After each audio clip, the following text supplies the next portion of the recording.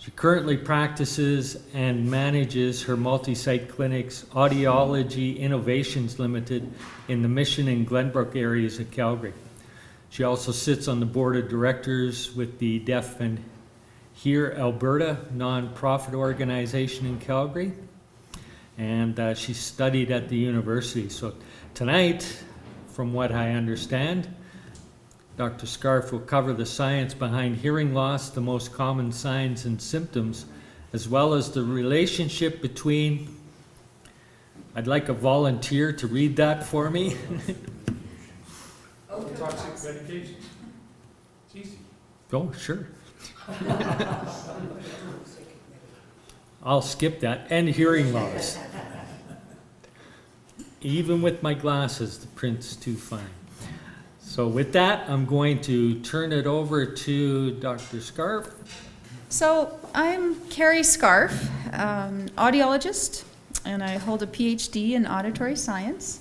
And I just wanted to thank you so much for so warmly welcoming me tonight. As soon as I came in from parking, one of your committee members, or past president, David, was right there to meet me and really made me feel at home, and I met Kelly and some of your board members as well. So thank you. It's lovely to be invited to share educational information with you about hearing loss and ototoxic medications. And we're going to get to what that means and why it pertains to probably some of you or some of your friends and loved ones in a few moments. All right, so here's my team. As you guys mentioned, I work at an audiology clinic. It's called Audiology Innovations, and I started that about 15 years ago now. I did a lot of research on the hearing system and the brain when I was doing my PhD, and I decided that I wanted to share this information with real people, real clients, to be able for them to get the best benefit from a clinic who was helping them with their hearing loss needs. So that's why I started my own clinic, because I wanted to share what's available in the research and the literature with everyday people who need help with their hearing. Because I really felt that there was a bit of a miscommunication or maybe a lack of understanding of the fact that hearing loss is not just related to the ear, but it's also related to the brain. So here's my team. I have a lovely team of professionals who work in hearing science, who work at both locations. And one of the important things to know for perhaps yourselves or your friends or your loved ones is that we actually offer mobile services as well. So for some individuals, particularly in the winter months, it might be hard for them to come to us. So we have the ability and the devices, technology, computers, and all of the assessment equipment to actually go out to them and provide services to them in their homes or in their senior care residences. So what do we do in audiology? What do we do at our clinics? We treat people who have permanent hearing loss. So if somebody has hearing loss due to a medication related to their cancer treatment, that in most cases becomes a permanent hearing loss. So that is the type of hearing loss that we work with. We don't work with people who might need a surgery or who have a hole in their eardrum or wax that's impacted in their ear canal. What we do instead is we help people who have permanent hearing loss by providing them with the devices and equipment they need to hear better in their whatever daily situation is important to them. So for example, if they come to a lecture like this and have trouble hearing in this situation, we would make recommendations for how they could hear better in this situation. So we have all sorts of different devices, but the point being, hearing is a very important part of our overall quality of life. So if you think about how we connect with people, one of the most important ways that we connect with people is through communication, speaking to people, and being able to hear what they have to say to you and back to you when you ask them a question, perhaps. Or listening to music. We get an awful lot of enjoyment from music or from environmental sounds if we go hiking and we want to hear the birds. So why do we do what we do? Because we want to make sure that you're connected to the sounds that you want to hear in your everyday life. So some of the learning objectives I thought we would try to achieve for today include just updating you guys on how common hearing loss is. It's probably much more common than you would think. So I'm going to show you just a little bit of recent Canadian data to update you on that, as well as some recent research that shows hearing loss can be related to ototoxic or disease-inducing medications, basically. So ear toxic medications. That's what ototoxicity means. Hearing loss can also be related to dementia, so we'll talk about that. We're all getting older, so that's a concern in the general public as we age. It can also be linked with diabetes. We'll talk briefly about that. And finally, I'll mention the link between cardiovascular disease and the risk of falls and hearing loss as well. So as you can see, hearing loss is just one component of our overall health, but it's linked with a number of other important medical concerns. And we'll just briefly cover the basic treatment options, including hearing aids and other devices, so that you have some skills and tools to ask the right questions if you need to go and get help with your hearing and you're starting to look down that road. So here's a picture of the tiny little hair cells deep within our ear. So there's a structure deep. These aren't the hair cells on top of our head or the ones that might stick out of our ear. These are the ones that are deep within our ear that we can't see. And these little hair cells are the receptive cells for picking up what we hear every day, whether we're awake, whether we're asleep. They're tiny, and we're only born with a finite number of them. Over our lifespan, they wear out with time. So you can kind of equate them to the tread on your tires. The more that you drive, the more that your tire tread wears out. Okay, so we have a certain number of hair cells. Over our lifespan, as we grow older, they start to wear down. But here's the other thing. They can get worn down or damaged by other factors, including being exposed to a lot of noise. Okay, so the noise overuses them, or being exposed to certain types of medication. So ototoxic medications. So medications that are poisonous to the ear. So those are very important receptor cells that basically are related to probably 90% of the hearing loss that we see in Canadians as we age. So here's the statistics that I wanted to share with you. It shows the incidence of hearing loss in Canada, and this comes from some pretty recent research. We didn't have research before this was done in 2012 and 2013. It was completed by the Canadian Health Measures Study, and they were looking at all different types of medical concerns and medical issues with people as we age. One of the things that they tested was hearing loss. What they found was that in patients over age 18, so anywhere over age 19 up to age 79, almost 20% of Canadians had at least a mild hearing loss in one ear. 20%. So that was much higher than we anticipated. What was even more surprising, perhaps, was that almost half of Canadians between the age of 60 and 79 years old had a hearing loss, a mild hearing loss in at least one ear. They didn't even test Canadians over age 79, but of course we would anticipate the rate would be even higher. So over age 60, approximately half of people have at least some hearing loss in one ear. And by the way, it was enough hearing loss. The test that they did would actually affect your ability to hear speech. Okay, that was kind of the criteria. So it's certain tones, you had to have difficulty hearing 4 specific tones of sound. And if you failed the test, that would mean you probably would have some difficulty understanding what you hear when people talk to you at an average speaking level. So much higher than we anticipated. Why is this important? It's important for a lot of reasons, but one thing that's really important is that about 70% of the people who were identified with hearing loss from a test, it's an objective measure, it's a test, about 70% of them had no idea that they had hearing loss. So I was talking with some of your board members when I first got here this evening, and I just mentioned that, you know, when it comes to ototoxicity, so damage to the ear from cancer medications, for example, the effects can linger for a long period of time, and they're generally gradual. And what's important to know is that the person who has the hearing loss may not realize that they're going through these gradual changes of hearing. So it's very important that we as spouses or support people or friends or family point this out to the people that are around us, because most people don't realize when they have some hearing loss.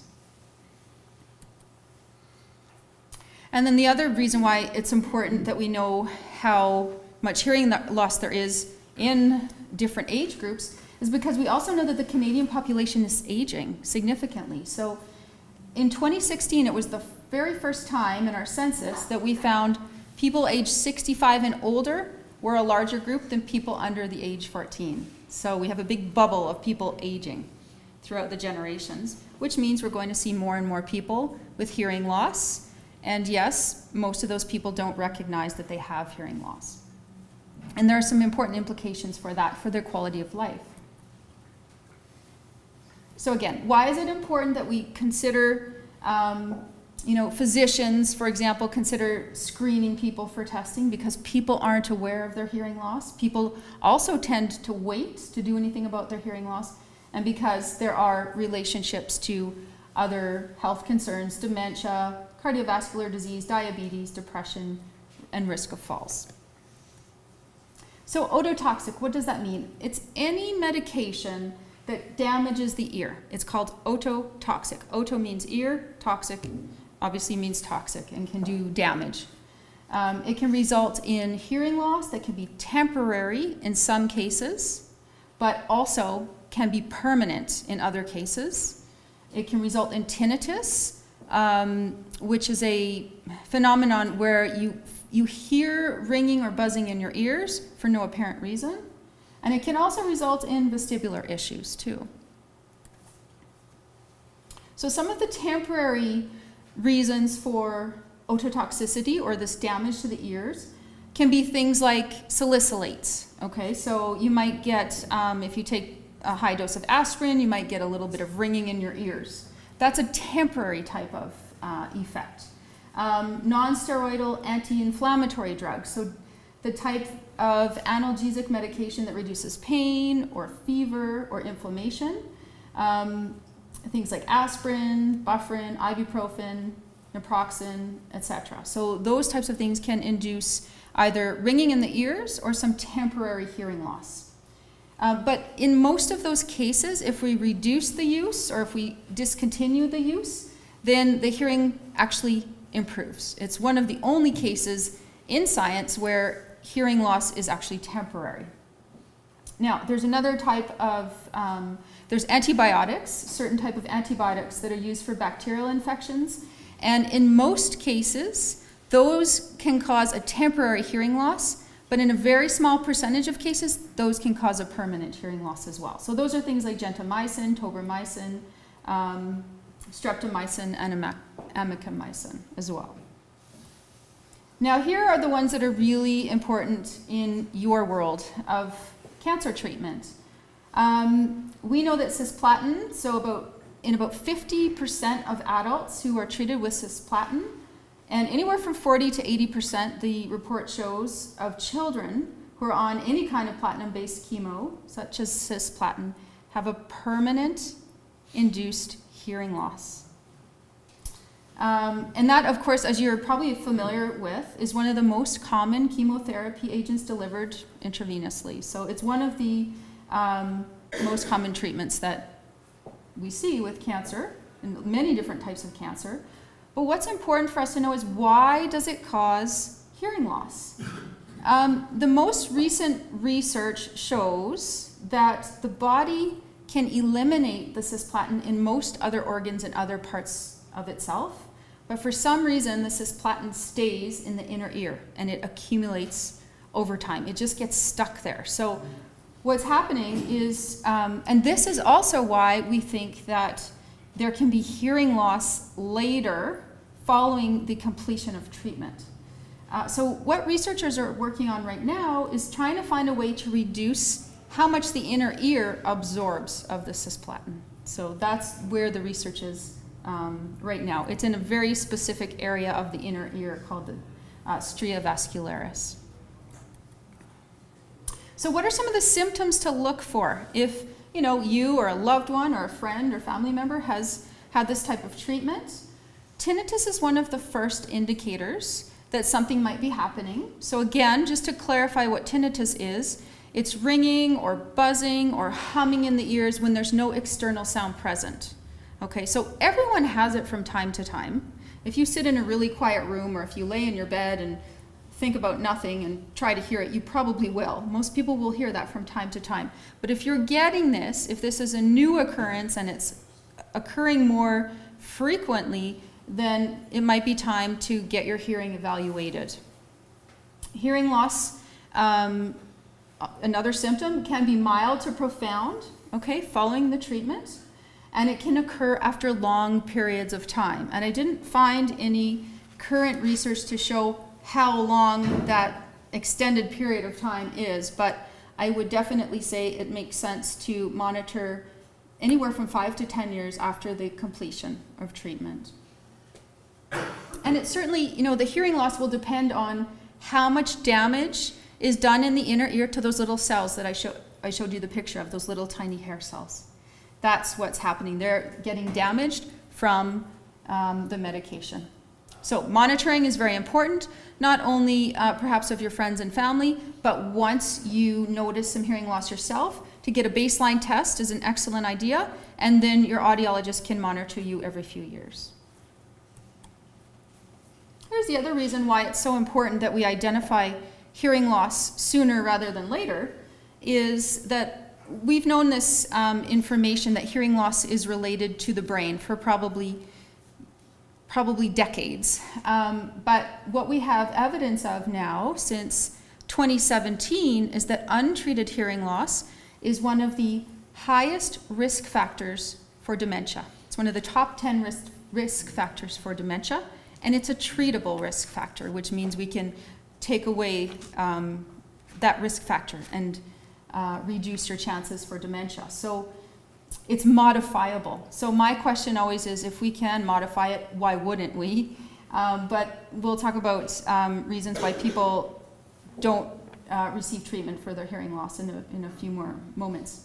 But what I liked about this study, so this was actually a study to do with dementia, not really to do with hearing loss. It was about aging, about different factors that can relate to risk factors for dementia, different kinds of rehabilitation options for people who have dementia. And they looked at studies that were done. It was a comprehensive study. They looked at studies that were done at different universities throughout the world.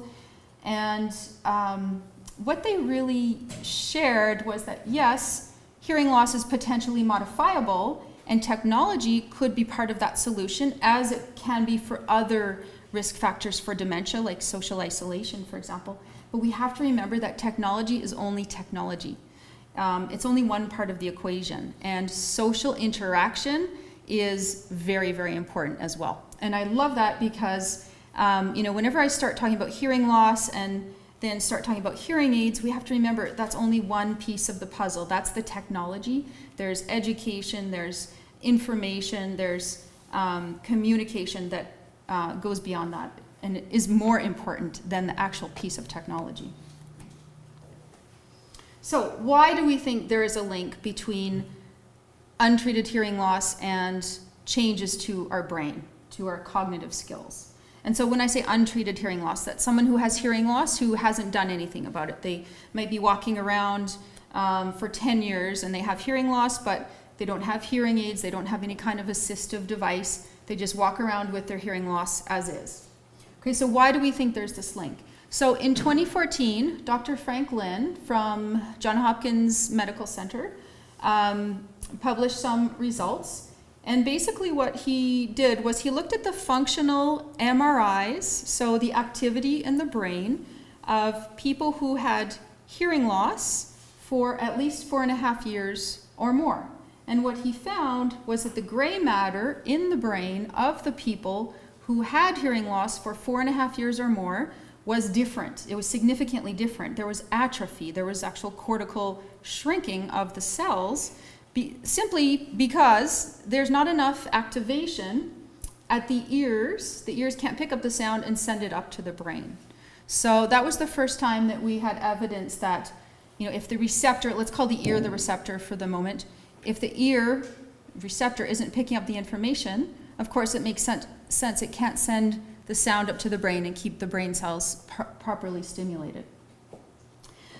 So this was not too surprising. It was excellent evidence for us to show the importance of keeping the brain stimulated with sound. But what was surprising was that other areas of the brain were also affected. The areas that are responsible for memory, executive function, vocabulary. So that was the surprising part. Essentially, the brain gets a lot of information from the sounds that we pick up in our environment. And if it's not getting the accurate information, then it can't necessarily make the accurate memories, or it doesn't have practice with vocabulary or making plans, for example. So that's what we expect is the reason why there's this relationship between walking around as a person who has hearing loss and not doing anything about it and seeing effects on the brain. There's one other reason for it as well. And this goes back to social interaction.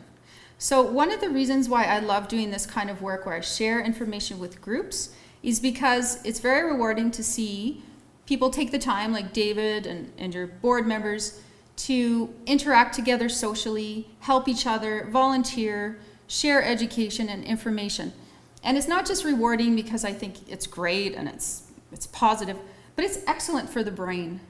So social interaction, there's something very special about communication, about humans interacting with each other. And if we take that away, if you stop being involved in these kinds of activities, that actually has been shown to have a negative impact on your brain health.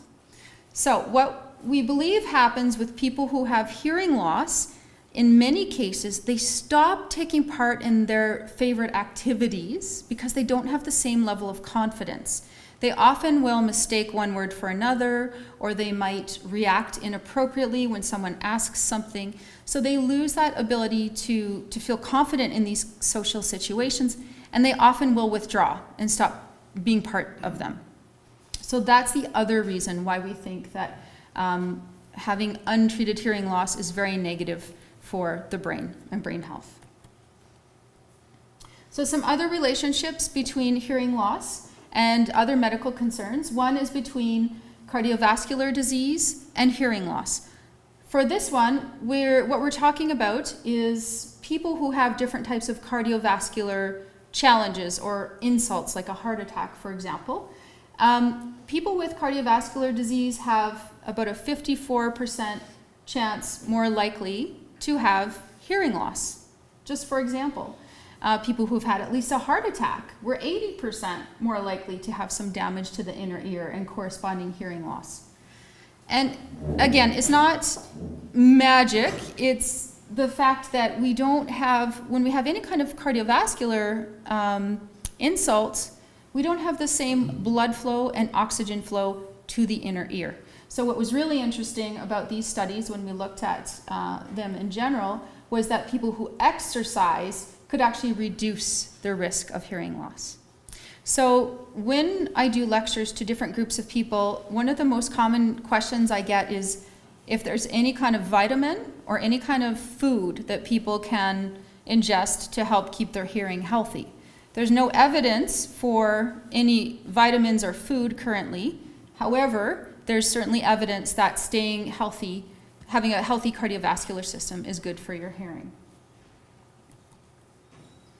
Hearing loss and the risk of fall. So the same professor from Johns Hopkins Medical Center has looked at a number of different medical concerns related with hearing loss.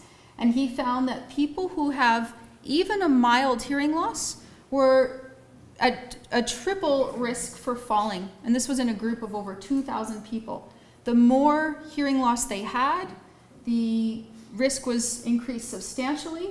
And the other thing that was interesting was in a test that was done by another group, people who have hearing aids who put them in their ear and turn them on did better on balance tests. So it all has to do with being aware of the sounds around us. Okay, so we use our eyes, we use our vestibular system to try to position ourselves in space, but we also use our ears to give us cues as to where we're standing in space and how we're moving through space, our footsteps and how far we are away from the stairs, for example. So having untreated hearing loss is also related to having a higher risk of falls. The relationship between diabetes and hearing loss is also a very strong one. Hearing loss is twice as common in people who have diabetes. So it's really important that physicians send their patients for hearing testing if their patients have diabetes. Now, the strongest relationship, surprisingly, was not in the older group of people that they looked at. It was in the younger group, with the fact that the small blood vessels and nerves in the inner ear are affected by the changes to glucose levels. And those glucose levels can damage the tiny little vessels in the inner ear. So it's really, really common. When I was talking to Kelly earlier this evening, she said she had no idea that cancer treatment medications could affect hearing loss. The same thing goes with diabetes. Even many physicians have no idea that their diabetic patients are at a higher risk of hearing loss. So it's just a question of getting the information out there, sharing that with health professionals and the general public. Hearing loss and depression. There's definitely also a link between people who have hearing loss and depression. The average rate for individuals who have hearing loss in the general population is about 5%, and it's suggested to be about 11%, so more than double in people who have hearing loss. And one really interesting point in some of the studies I read was that the inability to hear and understand when there's noise around causes people to have a sense of loneliness. So they can feel, they can be in a large group, but they can still feel isolated in it. So that's something that is really important to understand. And you may have seen this with some of your friends or family, or maybe yourself. If you go somewhere like a noisy restaurant, you start by trying to follow a conversation in noise. It gets tiring, so you take breaks, and by the end, sometimes you're just completely withdrawn from that conversation, right? So that it's really important to know, if that's happening to you regularly in your environments, you should probably have that assessed and see if there's something that can be done. Once we improve hearing loss, I see this all the time. I see improved relationships between spouses, between patients and their children, patients and their parents, patients, all different groups of patients. Once someone has that confidence again to interact and feel comfortable, they often get active in the situations that they enjoy, and that boosts their confidence. It also, what we have to remember, we just did some training a few weeks ago, and we have to remember someone who has hearing loss isn't the only person affected by that hearing loss. It's also the sphere of people around them. So whether it's their spouse who has to keep repeating what they've said, or whether it's their grandchildren who have to, where there's some miscommunications happening.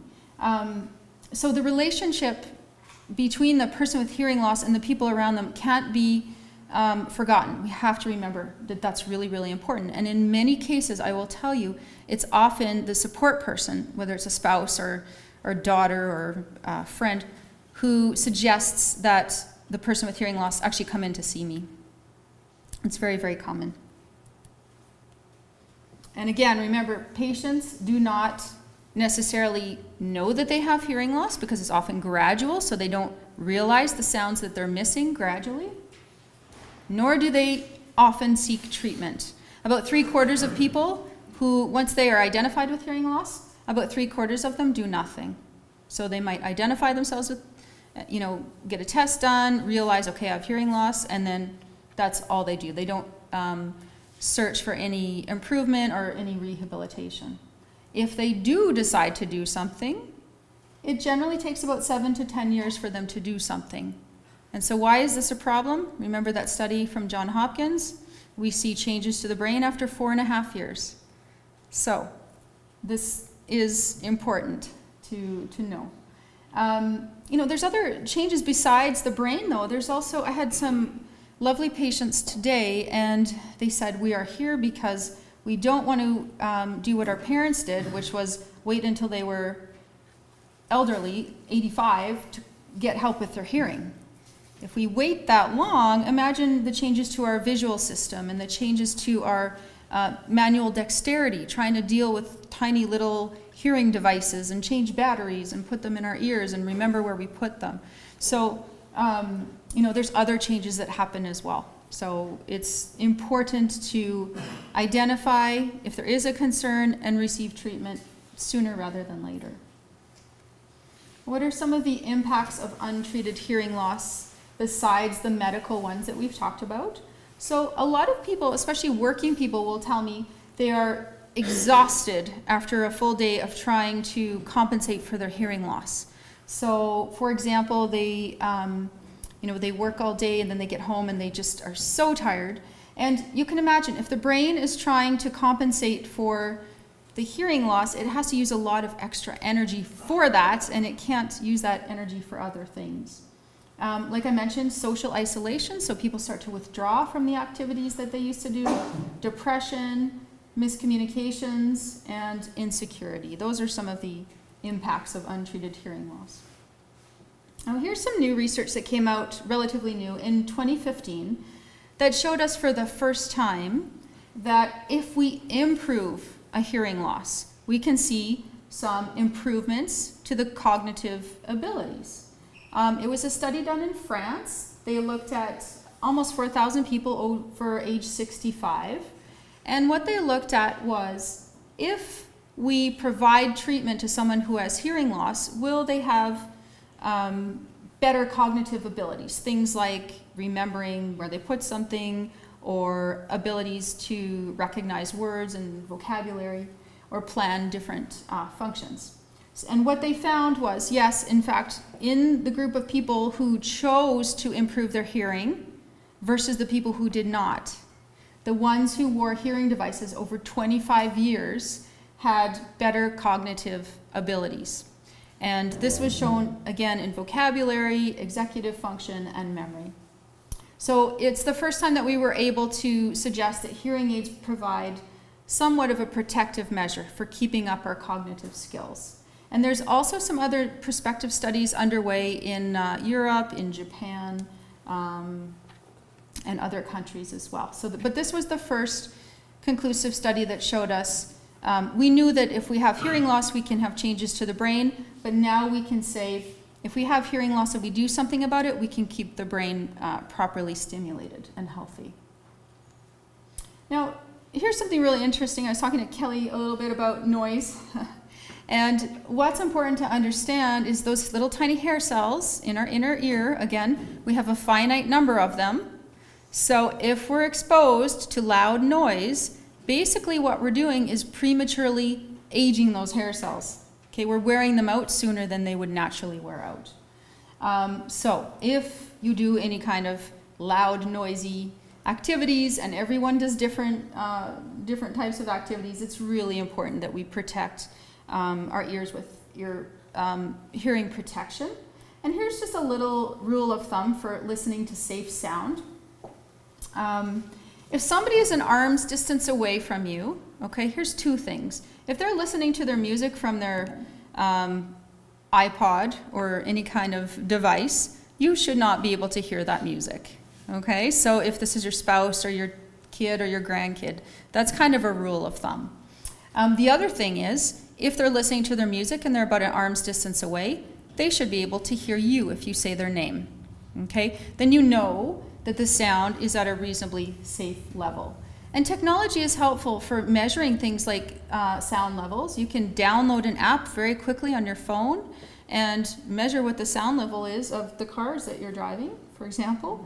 And it's really, really important that we consider the fact that sound can be dangerous, because years, decades ago we didn't. We're becoming more aware of it, but we still forget that things like a hair dryer or things like a Dyson vacuum cleaner, they're loud enough that if they're close to your ear for a long enough period of time, they're going to wear down those hair cells. Okay, so very, very important to just kind of remember that loud sounds can be dangerous.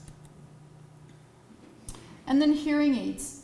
One thing that's really important to understand when it comes to hearing loss, where the hair cells wear down, we can't regrow those hair cells.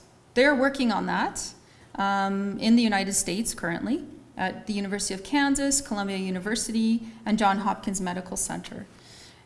However, what's important to know is even if we regrew those hair cells, even if we could regrow them perfectly in the perfect patterns that they're designed in when we first are born, would the brain be able to recognize the sounds from those hair cells that are being sent to us? Not if we've left our hearing loss for a long period of time. So even if the research moves forward to a point where we can regrow or re-stimulate or replace hair cells in our inner ear, it's still very important that we keep our auditory system properly stimulated. So what I mean by that is if someone has a hearing loss now, they should really receive treatment sooner rather than later to keep the auditory system, the cells at the brain, working so that they potentially could receive an implant down the road. What we do right now, instead of regrowing hair cells, because we're not there yet, is we use hearing aids. And what hearing aids are is computers. And I think that's really important for people to understand. There's often the thought, hearing aids are very expensive. Why are they expensive? There's two main reasons. Number one is that they're computers. So, when you're wearing a hearing aid and it's sitting on your ear, you have one of the fastest, smallest pieces of technology available anywhere in the world. And they are modifiable. So as your hearing loss, and one of the ladies is showing one over there, as your hearing loss changes, because they're computers, we can modify them to work for your changing hearing loss. So that's really important to understand as well. When your eyesight changes, you have to get new lenses, you have to get new glasses. But with hearing aids, that's not the case. We can adjust them for your changing hearing loss. So that's really important to understand. The other thing to understand is the device itself is a piece of technology. It's a piece of plastic, there's electronics in it, but there's algorithms built in there so that the hearing aid will do specific things when you're in specific places. And that comes down to research and technology. So it's not just that we would be turning up sounds equally. A lot of people are under the impression that if we put hearing aids on them, it would be turning up all of the sounds equally. That's not the case at all. So the sounds are turned up very specifically based on your hearing loss profile, which is probably different, slightly different from one ear to the other. They also would enhance certain voices much more than other voices, depending again on your hearing loss profile. So, they're really advanced computers, which is great, but the most important part of hearing aids is working with somebody or a team of people who can teach you how to use them, adjust them thoroughly, and make sure that you're successful with them. That's important too, as important as the piece of technology in your hand. So what are some of the updates with hearing aids? Open ear styles that don't block your ear, are some of the more recent types. The Lyric, the one on the top there, it's a non-surgically implantable type of hearing aid. So some people, for example, who don't want to fuss with putting a hearing aid on in the morning and taking it out at night, or changing the battery or recharging the battery, we can actually implant these devices right next to their eardrum, and they stay in there for about 2 to 3 months at a time, and then we replace them. So that's something that's relatively new. Rechargeable devices, finally, are reliable enough that I would recommend them. So they're great, especially for people who have maybe reduced manual dexterity and trouble changing a tiny little battery that's smaller than my fingernail. So we would just, they take their hearing aids off their ear and plop it into their recharging case at night, just like your phone. Special systems for people who have one deaf ear. People don't realize that there are special devices for that as well. So if I had a deaf ear on my right side, I would wear a little device that picks up sound and sends it to my other ear so that I can get information from both sides. So that if I'm at a restaurant, I can still hear both of my partners sitting next to me. Bluetooth devices, so there are some hearing aids now where I could be wearing my hearing aid right now, someone would phone me, I press the button, and I hear people talking through my hearing aid, and they hear me talking through my hearing aid. Water resistant, so people in Calgary are very active and they travel a lot, so water resistant hearing aids are a big benefit. We can, with most of the hearing aids now, we can drop them into a swimming pool for about 2 hours and they won't be permanently damaged. So that's really improved over the last little while as well. And then lastly, other devices that can work with hearing aids. So hearing aids are only one part of the picture. If somebody has hearing loss, we have to figure out what their hearing challenges are. We can look at different hearing aids that might help them. But let's say that when you come to a meeting like this, you have a lot of trouble hearing from a distance. There are other devices that work with hearing aids. So you see that little round circular device. That's a great one for restaurants, for example. If you're having trouble in background noise, you put it on the table. It picks up the voice that's talking automatically, and it sends it to your hearing aids. And that really helps in a noisy situation. So there are some additional technological advances that work in concert with hearing aids, but they work very, very well. You have to understand that hearing aids can only make adjustments to the sound that arrives at our ears. Okay, so if we're in a restaurant, the sound arriving at our ears includes people talking and noise. Whereas a device such as the round little device, okay, it's a microphone, a very powerful microphone that's put on the table. It picks up the voices that are closest to it, so it's like having an extra ear. It picks up the voices and sends the voices to our ears. So that really helps improve something called the signal to noise ratio, the ability to hear what we want to hear and ignore what we don't want to hear. But it's also important to understand that we have to have realistic expectations if we're talking about hearing aids to treat a certain hearing loss. They certainly make the sounds louder at the ear, but they can't deliver the sounds from a distance. They can't cut through the noise like some of the other devices would do. Beyond that, our brain has to interpret the sounds that we hear. So if the auditory cells have been shut down or atrophied, then of course we can't understand the message as well as we used to.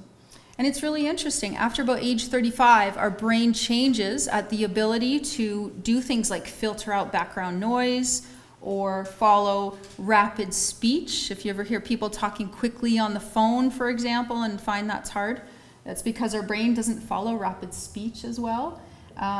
Remembering what we hear and just discriminating the accuracy between the little bits of sounds. So if somebody receives treatment for their hearing loss with hearing aids, consistency is absolutely the key. Okay, so just in the same way that learning a language requires immersion in the sound to really feel like you truly understand the language and all its nuances, being immersed in the sounds that you're hearing through the hearing aids or whatever hearing device you're using is really important. And this takes time for your brain to adapt. If you've had hearing loss for 4 years or 10 years or 24 years, and all of a sudden we're introducing new sounds that are produced by a computer and they sound different and we can't necessarily remember exactly what they sounded like 24 years ago, it takes time. It takes time for your brain to acclimatize to what these sounds mean and to feel and perceive like they're normal and natural. So if you have someone that you know who has been challenged with their hearing aids and have them in a drawer, or say they don't work or doesn't want to wear them, ask them this question. Have they been tested in the last 2 years? And have they worn their hearing aids consistently for 3 months at a time? They'll probably say no to one of those questions. So really important that we're walking around with the correct prescription in our hearing aids, just in the same way that we need to walk around with the correct prescription in our eyeglasses. Okay, so if someone has hearing aids and they've had them for a long while and haven't been checked up, then that's the first thing they should do. And then the second thing is they really need to be consistent with them. So be encouraging as a support person to say, you know, why don't you go get those checked again? Or why don't you take them out and start wearing them again? So just a few related ear issues to touch on again, because this one is really important when we're talking about ototoxic medications like cisplatin. Tinnitus, or ringing in the ears, like I mentioned before, is common. 92% of people identify it from time to time, okay? Unfortunately, a percentage of the population has tinnitus constantly. It can impede their daily activities. It can certainly impede their ability to sleep. So one of the successful treatments for tinnitus is, if you have hearing loss, is to improve the hearing with hearing aids. And in about 80 to 90% of patients who do this, their perception of the tinnitus reduces, so they don't notice the tinnitus as much. There's other behavioral components too. We know that stress is highly linked with tinnitus. So if you already have some ringing in your ears and you're under a great deal of stress, let's say you get a diagnosis of cancer, for example, people will often perceive their tinnitus as much louder or more prevalent. So behavioral management techniques like stress reduction, also managing things like caffeine intake and salt intake, and being well hydrated, those things can help reduce the perception of tinnitus. So I'll just close by saying that we'd be happy to see any or all of you if you do want to have a thorough evaluation of your hearing. One of you asked me, what's the difference between a test? You know, are all the tests the same? No, they're not all the same. One of the most important components of a test, in my view, is not only to test how well you hear different types of sounds, but to also test how well you can listen in background noise. Because I mentioned earlier, one of the most prevalent symptoms of hearing loss is having challenges hearing in background noise. So if we're not doing that test, then how can we assess your hearing abilities fully? So that is one of the things that we include in our thorough evaluations. And like I mentioned, we also do offer mobile services. And our patients are very, very successful. So if, you know, I had a couple come in yesterday and they had just the earliest signs of hearing loss, and they were so happy to come in and actually take the time to have the evaluation, because they learned about hearing protection to protect the hearing that they do have. They learned some tips and techniques to keep their auditory system properly stimulated as they age. So we talked about things like listening to music. It's actually healthy for the auditory system at a comfortable level, not at a loud level. Listening to podcasts and things like that. And then we talked about the fact that they were showing the early signs of hearing loss, and that they should be monitored in about 2 years, because if they do fall outside of the normal threshold at that time, then we could look at some different rehabilitation strategies. It might include hearing aids, it might include some listening and noise tasks that we would give them. So those are some of the things that we like to share with you. And I'll just close by saying that if you have any questions, you know, I see this as a forum for opening conversation. If you have questions of an educational concern about ototoxicity, about anything to do with your own hearing or the hearing of a loved one or spouse, I do have cards and you can email me directly. I'm happy to help you that way. We do send out an educational newsletter. It's only quarterly, And it's everything to do with the updated research. So different types of information that you heard about tonight. I like to share bits of information there. So if that's something that you're interested in, I can jot down your email address and add you to that. And then finally, I have some handouts about ototoxic medications and hearing loss and dementia, just information about, a little bit more information about our clinic, and some brochures and things. Great. Thank you very much.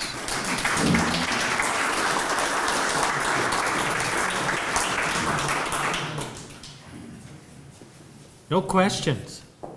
Oh, I knew it. I knew it, there would be questions. Yeah, just, is the testing or the evaluation covered by Alberta Health? No. So Alberta Health Services has an audiology clinic. Excuse me, Yes. I did not hear this. Okay, good. Thank you. The question is, does Alberta Health Services cover the hearing evaluation? So it's a yes and no answer. No, they don't cover the evaluation at a private clinic, but they do cover it if you're referred through your physician to their audiology clinic. The challenge is that it takes about 9 months to get there. So, and they don't, I also know for a fact, because I used to work there, they don't do listening and noise testing, which is an important part of the overall understanding of your hearing. Our evaluations are $65 for the evaluation, and then we write up a report that we share with you and your family doctor if you like, at your discretion. And the reason why we like to do that is, again, because hearing loss can overlap with other medical conditions. Yeah. Thank you. Yes. I've come through chemo, and one of the things that I noticed with that is I was losing all my eyelashes.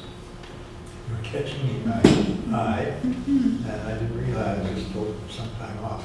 But would that affect the So- hairs in the ear? So the question is, after chemo, he noticed that he was losing his eyelashes, for example, and he's wondering if this would affect the hair cells in the inner ear. So no, they're called hair cells, but they're different types of receptor cells. So no, that's not the reason for hearing loss related to cancer.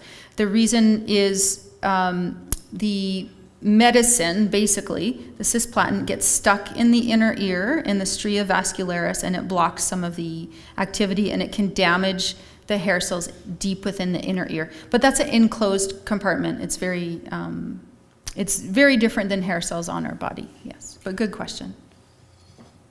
Yes. If you have like I have a problem of wax buildup quite readily within the ear, and if you have the implants or something like that within the ear, how does that kind of work in conjunction with each other? Okay, so the question is, if you have wax buildup, so cerumen is just natural wax buildup in our ear canal. It helps protect our ear. And can you have those non-surgically implanted hearing aids? Yes, you can. It depends on how much cerumen you have built up, but I wouldn't say it's just because you have wax in your ears doesn't mean you can't have the implants. We'd have to assess that, and then we can remove the wax. And what happens, it's really interesting. I've had other patients who really wanted that type of device, and they had a lot of wax in their ears. Once we removed the wax and once we implanted the device, they didn't produce quite as much wax as they did before after a couple months. Yeah. There's a question over here in yellow. Someone who's been prescribed hearing aids but doesn't wear them on a consistent basis, are they doing themselves more harm than good? So the question is, if you've been recommended to have hearing aids and you don't wear them consistently, are you doing yourself more harm than good? You're not doing yourself harm, but you're making it harder for your auditory system. So if you put your hearing aids on when you go to a noisy restaurant because you think that's where you have the most difficulty hearing, okay, so you only put them on for that situation, it's actually very confusing to your auditory system, to the listening centers of your brain, because it's not used to hearing general sounds, much less noisy, busy, crowded type sounds. So you're not doing yourself any good, and you're making it much more challenging for yourself. If you already have them, my advice is it's very important to, try to get back on track, try to wear them consistently, okay? And that's one of the things we do, because we do a lot of outreach and education to the community. People will often say, well, I've got them, but I don't use them. So we will see patients, we will bring you in, we'll do an assessment, we'll see if we can help make what you already have work better for you. Okay? Yes? The only thing is that she's obviously talking about me. I'm talking about Okay. not myself. But my hearing aids were given to me because of high frequency. Mm-hmm. And consequently, I wear them. One of the problems is that if a person speaking to me like yourself, Mm-hmm. I can hear perfectly. If the crowd here started to talk together, that's when I have the problem, Okay. right? Yeah. So most cases I don't wear them. For one thing, I work with mechanical equipment, which drives me crazy about wearing them. Mm-hmm. So I don't wear them for that reason. But I also had vertigo, and I had a problem, I still have a problem with balance. Mm-hmm. I Okay. don't find that the hearing aids, correct that balance. But it does help in noisy places like restaurants and stuff. So I will wear them then. Okay. So I think the point is that it's hard when you're in certain situations. You don't really feel you need the hearing devices, and you feel like there's a lot of noise in noisy places when you're wearing them. But here's the story. If you only wear the hearing aids in a noisy place, your brain never has the chance to adapt to the surrounding regular sounds of life, okay? Things like your heartbeat or airflow or your footsteps or your wife talking. It has to... Your auditory system has to get used to the normal sounds first, and then it learns how to filter out the other more challenging sounds. Think about running a marathon. You wouldn't just expect to wake up tomorrow and run a marathon. Okay, you would have to start by, training for a 5K, maybe walk, and then maybe a run, and then a 10K run, and a half marathon, and a marathon. We have to get all the blood flow and all the muscles working. It's similar in that way. We have to get the auditory system working. Your brain has to start recognizing the sounds that you haven't heard for a while gradually. So you need to wear them consistently to feel like they help you in more situations. Okay. That's why truthful, I've been told that before. You've been told that before. Good. Okay. Well, I'm telling you again. Yes, question. I wear hearing aids and they're wonderful. And I have a good doctor who helps. Dr. Science, you may know him. Mm-hmm. And but I just lost one. Okay. And I haven't replaced it because of the cost. Mm-hmm. I'm probably doing some harm, aren't I, by not replacing it in one ear and just... So the question is, if we only have a hearing aid in one ear and we have hearing loss in both ears, what's the status? There's research to show, it's called auditory deprivation. If we have hearing loss in both ears and we're getting sound to one ear, the connections to the other ear get lazy. Yes, that's what the research shows, and that's been shown for several decades. Yes. How long do I have before? It's a budgeting thing, because Yes, it costs a lot of money. I understand that. I mean, at our clinic, we have loaners for people where things, if you were talking about 6 months or something, that's might be a possibility until you can replace it. Yeah, so that's what we do. Because the government helps every 5 years. Correct, the government And helps. that's about 2 years away. Oh, I see, yes. I just wanted your opinion. I wouldn't, so my own opinion is I wouldn't leave it for more than a year. That's my opinion. Yeah. Yes. Yeah, I'm quite impressed with, and I wasn't aware of this before, the implantable hearing aid, because my good mother-in-law, bless her soul, she would lose her hearing aids every 2 months, 3 months, 4 months, or whatever. So I'm curious about the implantable. What's limiting its use to 2 months as opposed to? So the question is about the implantable hearing device. What limits the use is the battery life. So basically, we replace the actual device after the battery stops working. That's what limits it. But I have some patients who wear it for 3.5 months. And then can be recycled? Is the battery replaced? No, it's replaced. The entire device is replaced. Yes. I've used it with people who have dementia. It works very well for them because they can't necessarily, they've maybe lost multiple hearing aids. We've used it with people who have young infants and they need to hear at night because, of course, with the other type of devices, you don't wear them at night. And I've also used it with people who have tinnitus, really severe tinnitus at night. When they're wearing the devices, they can hear extraneous sounds, and that helps reduce how much they notice the tinnitus. Yeah. Thank you. Mm-hmm. Just mentioning white sound, something Mike mentioned in tinnitus. Tinnitus. Mm-hmm. I suffered from that because I was on the footplate of an engine that had a huge whistle and it damaged my ear. Mm-hmm. But I have, one of the programs I have is like white sound, Right. white noise, white sound. Mm-hmm. So for I can choose to put that on early in the morning when it's the worst. that's right. And So during after the day, I don't notice the ringing, right. and it's a wonderful program to have. So what happens with tinnitus is after we've been sleeping and we haven't had exposure to a lot of noise and then we wake up in the morning, that's because there's not a lot of activity. Often we'll notice the tinnitus or tinnitus louder at that time.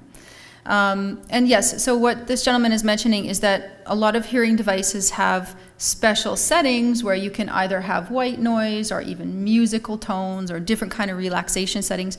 And the purpose is to just distract your brain from the sounds that it's creating on its own in the brain.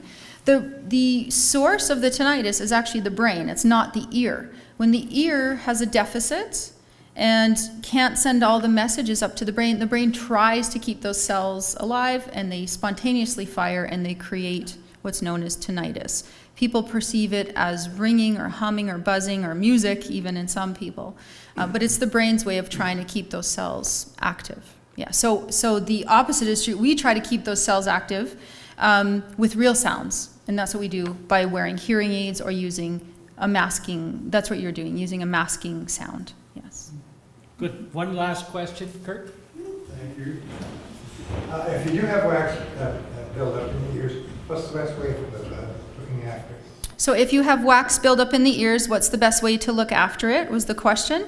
If you have healthy ears, you can take care of it yourself. So you can use a mixture of hydrogen peroxide and lukewarm water, 50-50. Put a couple drops in your ear, keep your ear up for a few minutes, and then you can go into the shower and let some warm water get in there.